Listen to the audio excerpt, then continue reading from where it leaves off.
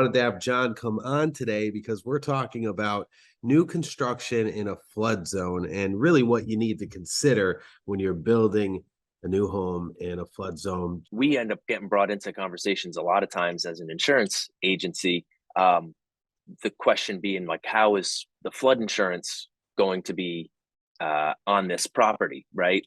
Mhm. And when there's not already a house there, it can be a tricky question to answer, because with flood insurance specifically, how the house is built has a huge impact on your cost of flood insurance.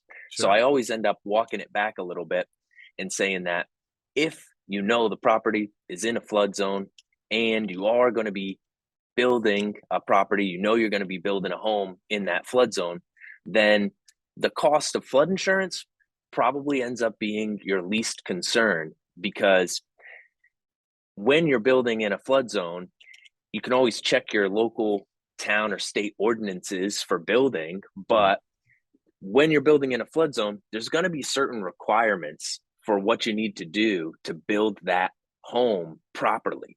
And the biggest thing to know is if you're in a high-risk flood zone, that's any flood zone that starts with the letter A or the letter V, then of course it's a high-risk flood zone. Flood insurance would likely be required on that home, but you're also going to be required to build the home in a certain way so that the home is actually flood-proofed from the get-go.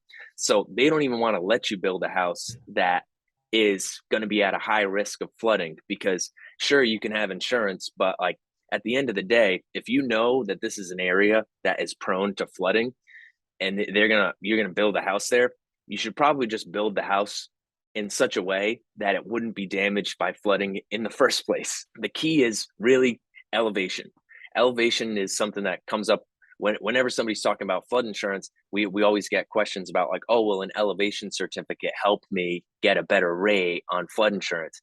And then, the answer to that question is, well, is the home elevated? Is the elevation certificate going to prove to the insurance company that the home is actually elevated off the ground? It's actually, further away from the floodwaters than it would be if it wasn't elevated.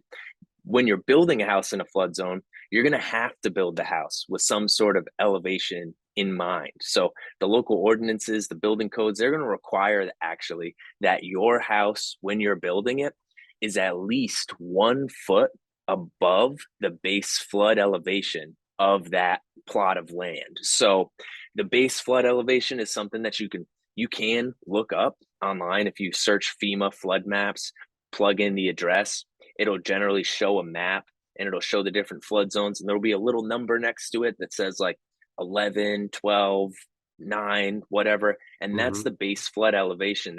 That base flood elevation means what they think the flood level would be if there was a catastrophic flood event. You want the lowest floor of the house to be up above the floodplain, and then it's built structurally sound underneath in a way that water can freely flow through, and that actually keeps the home safe. Is obviously ways to make sure the house is going to stay where it's at even if water is flowing underneath it. So that's the way you're going to have to build the house. And then when you go to buy insurance, well, the insurance is going to be super cheap because you built the house flood proofed. You're going to be able to prove to the insurance company, well, hey, I built this house 12 feet up off the ground on stilts, and yeah, there's virtually no risk of flood damage. So you still need to buy flood insurance, but it's going to be like a couple $100 a year, because now you could have a flood, but in order for that flood to damage your house, it's going to be like monumental flooding, like like end of the world kind of flooding, because you've already built the house up out of the floodplain.